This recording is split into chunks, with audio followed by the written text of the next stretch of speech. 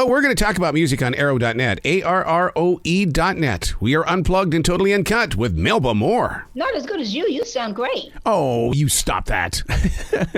I'll tell you what sounds great. Imagine. This is a true experience. Let you talk. It's an experience of music. You cover so many genres: R&B, jazz. There's even a touch of some disco in there. I mean, it was really an honest-to-God adventure. Yay! What was it? Want me to say something? What was it? An idea to explore, or how is it that all of these emotions came out? It was my daughter's creation. She's the head of this project. Her name is Charlie Huggins, and this kind of launches her into that arena of business. It's going to be on her label, and her uncle Bo Huggins is the brother of my ex-husband Charles Huggins, with whom we started Hush Productions and the whole area of my recording career. So although I have not been associated with the Huggins family, of course I'm associated with my daughter, and she's still associated with them. So she brought this to me song by song, and I considered them and went into the studio and recorded them just to see if they might work. And eventually we realized we had at least maybe 12 or more songs, and we might consider doing an album. So it wasn't the normal way that you come up with a concept. Yeah. So I think that's why it's so diverse and so inclusive. So when you put a song together like So in Love, what is moving through you? Because is that something that you piece part it together, or is it something where you go in there with a full band and you're looking at each other in the eyes and you really, kind of get yourself into that moment? No, you're talking about a live situation. In records, you don't see nobody. Don't you miss those days, though? Come on now. Well, yeah. But she played me a demo of So in Love. The first thing I heard was, when you hear it, listen to the intro. And it might be, I don't know if it's electric bass or synth bass, but it's bass driven. The first thing you hear is the bass. And then you hear these beautiful chord changes, and I think it's guitar and something rhythmical, but it sets you up. I said, I don't care who's singing this. I love it already. And at the intro. And then I'm listening. I said, the whisper of your love. I can sing that melody. Means everyone to me, or whatever it is. I said, oh, but can I whisper like that? Because I'm used to belting, Yeah. But the song and the arrangement and the concept, I said, that's a hit for somebody. It might as well be for me. When the reason why I brought up the thing about being in the studio, because I think that was one of the last time I was in the studio, I had to go get the guitarist, but I wasn't there for the guitarist. I had to go get the drummer. I wasn't there for the drummer. I missed that opportunity of having that relationship. And so I always want to know if people go through the same thing. I think in some cases the musicians might play together in the studio. Yeah.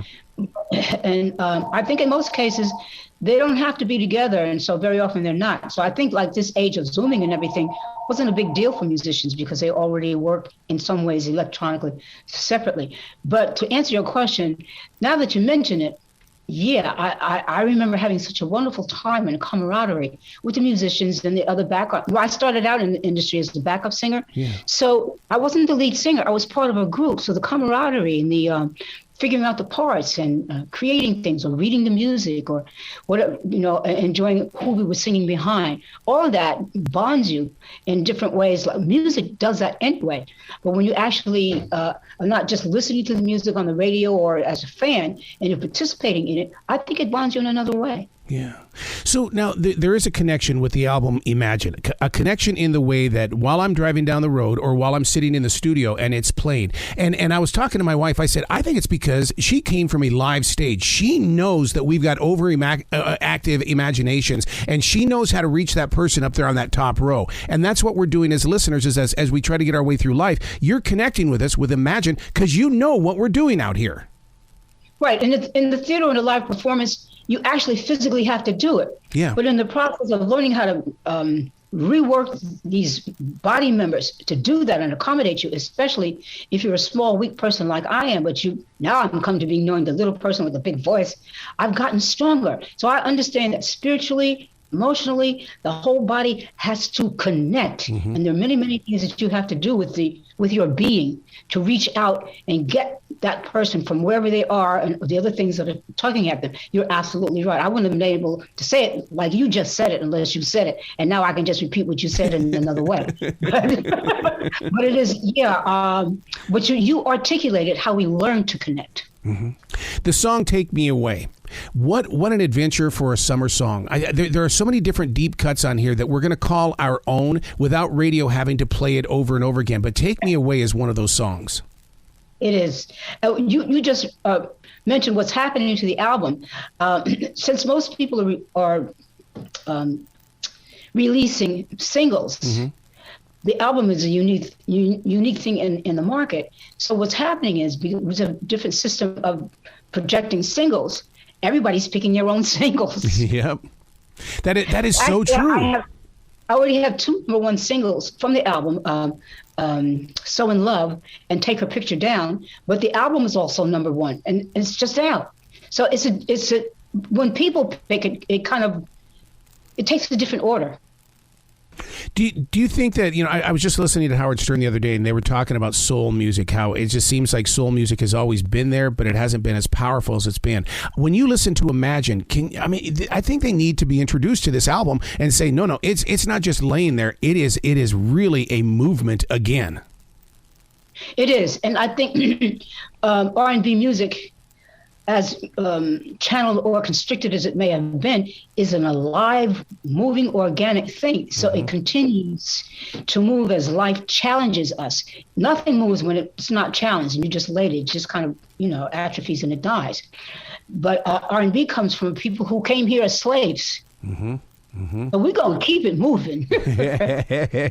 Oh, yeah. I'm in the South. Trust me. I understand that movement of music because, it's fun to sit down with the local musicians and to hear their stories and to feel their emotion. And it's just unbelievable on how there's always a story behind the story. Absolutely. And so I'm saying that my album is telling my story and the things that I've overcome and still have hope for. This is an incredible zeal that gives you when you have strong hope. I think that's what you have. And mine has been diversified, so it's expressed that way in this album. So thank God for the life I've had. So have you had one of those moments where, because we all know your history. We know there's been some challenges and stuff like that. But the thing about it is, though, when you create an album such as Imagine, do you look at yourself in the mirror and say, God, are you sure this is what you want me to do? Lord, you got to talk to my heart right now because I'll be there. Just give me the command. No, he gave me the command each record at the time, each song at the time. Really? But I didn't have a concept, but I received the command to try it. And then afterwards, he put it together, and I said, oh, you put this together. I didn't. Oh, my God. I understand that feeling so well. I know you do. And see, so you are accusing me of being relevant and ready for the next era. But what I really did was I said, well, I don't know what this is, but I'll try it anyway. Right. Because I'm a firm believer that creativity is an addiction. And there's no way that we can throw it away because it's always going to be tapping on our heart. You got to do this. You got to do this. You got to do this. And we become the judgers. How do you set aside the judger in you? I don't set it aside. You have to judge. Yep. But you don't judge it by yourself. Now, everybody else who came to you with these pieces had a point of view. So now I'm asking him, what did you think? How do you see me? I said, yeah, but I always did. Well, it's not time to do that now. Now you did that. So now what about this? And in union with each other, you judge. You got a panel of jurists now. You're not doing it by yourself. So it's an avenue of transparency then. Absolutely. Because if we don't do the right thing, it's going to be transparent too. Yeah, I believe in that. So discovering your voice. I read that your stepfather is the one that introduced you and your family to music. But you had to have had that voice when you were a child. Yeah, but I didn't have a family or a foundation. So there was no music. So I wasn't singing. I didn't start singing until I was 9 or 10 years old. That's very, very late when you're the instrument. Did you? And I thank my stepfather Well, I thank God for him being a musician and marrying my mother. She's a singer. And now I'm in a family where music is a centerpiece, and he makes us all take piano lessons. Then I thought I was going to be a piano player. So, wow, God, I love this music. Yeah. So, I mean, now music comes into my life. Yeah, because when I was a kid, I didn't have the music background, but boy, if I found a box and I found some sticks, like from a tree and stuff like that, that became my music. And so, I was always known as the box kid because he was always pounding on boxes. It's in you. So, and I probably sang as a child, but my grandmother had strokes and couldn't speak. So I don't know if she heard me singing or if I sang or not. The lady who raised me was like a sharecropper. She was a housekeeper. Mm-hmm. She had nothing to do with music. My mother was a singer, but she was gone all the time. So there was nobody to tell me if I had a good voice or not. I mean, so maybe I sang, but I don't know. Adults are the ones who tell you who you are when you're a child. When did you start believing in that voice? Because I could just see you. If someone said that you had a voice, you kind of maybe, shyfully look away. Well, yeah, but because my sister had a voice and my brother had a voice too, we all had voices. So it wasn't until it was time to go to high school, and I'd had some musical experiences in public school. Mm-hmm. They said, oh, yeah, she has a voice, but other people have voices too. But I didn't know that I had a voice like that would stand out, because there were other people around me who had beautiful voices too and other talents. But I knew that I wanted to be immersed in music because Daddy gave me piano lessons. I knew I wanted to continue to study music. So I decided I did not want to go to Southside High School or just a regular school. I wanted to continue to major in music. So I chose and asked my dad and mom, could I go to Art and Music High School so I could continue to study music? I just knew I wanted to continue to be immersed in music, but I didn't. And then, of course, then people have these incredible classical voices. I mean, you're talking about talent. Yeah. But your question, I didn't find that out until, when did I find that out? Around the time that I got into the Broadway musical Hair. Yes. So I'm really way later. Wow. So, but you've nurtured that seed the entire way. So many people walk away from that. They it's like an apple tree. Because I've got one in my front yard that's been there 25 years, and it's like I never walk away from that apple tree. That tree is always speaking. Well, so is your voice. Well, also, through all of that, I'm hearing all these great singers, and I'm saying, I can't sing like that. Mm-hmm. And so you might be inclined to just stay in the background or not push harder. But I kept trying. And then I got an opportunity in Hair to replace Diane Keaton and start singing in the lead. And of course, by that time, my voice was getting stronger and stronger and stronger. So even if I was singing harmony with somebody, you could hear me sticking out, or you could hear me in there. It had a piercing sound to it. So something is developing. And then by the time I got to Pearly, and I had one solo song, the title song Pearly, and they let me do what I wanted to do with it. So I started hitting these notes and going as high as I could, as long as I could. And they kept stopping the show, and they wrote another song for me. Then I began to say, you know what, there's something special about my voice. So very late. And yet it's so into today. That's the thing about it. You may have been late then, but you're on time now. That to me is the magic of creativity. I agree. Plus, I think starting in the studio work where you see people's careers evolve and you're seeing behind them, but you can watch how it works. You keep growing, and you keep working on it. So then you see music change, so you keep continuing to change with it. And I don't think it's something that you necessarily know, but you become like a chameleon. You keep changing. Yeah. So as a musician, with the digital age of streaming and stuff like that, where do you put your focus? Is it on Spotify? Is it on iHeart? Is it still trying to get onto the radio? I mean, because there are so many different outlets, and it will exhaust the artist because they've got to be everywhere at the same time. Well, no, you get a team to help you. Yeah. Your daughter. My daughter, and she has brought her radio promotion team, also a PR team that focuses on other areas, and they kind of script what I have to do in terms of an itinerary, so I don't have to try to be everywhere. But I've had to do that up until really now, because I've been doing it with me and my partner, Ron Richardson. and we just kind of like outsourced everything. And right now the project is so important. I need a team to just help me organize things so that I'm not all over the place trying to do things. Not going to get it done that way because it's scattered. It's not organized. So that's how I do it. I have a team that works my social media, and they remind me to say, download and stream the album. Yeah. Melba, I to say that. Is there a physical album? Because I really have gotten back into doing the inside sleeves and stuff like that. I love holding an album in my hand, and that tells you how old I am. But I mean, I just love holding an album. The physical album is on its way. It's coming. Okay.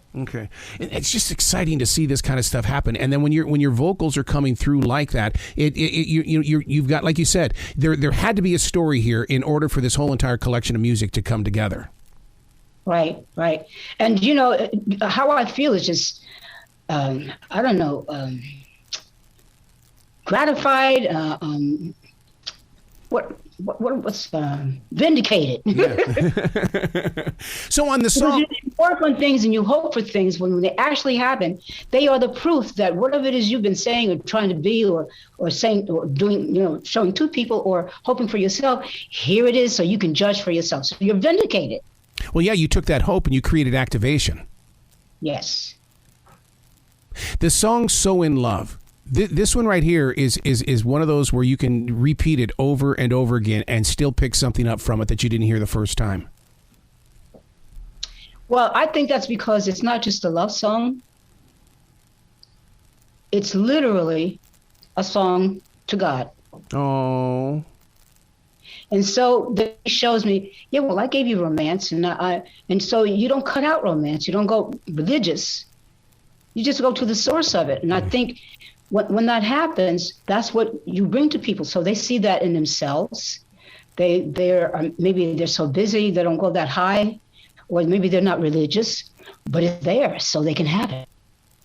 That is so true because, so many times people will, they right away they write you off as a religious person, and you go, I'm not spelling that out at all. You just feel my energy because I do go to the source. So I totally understand what you're saying.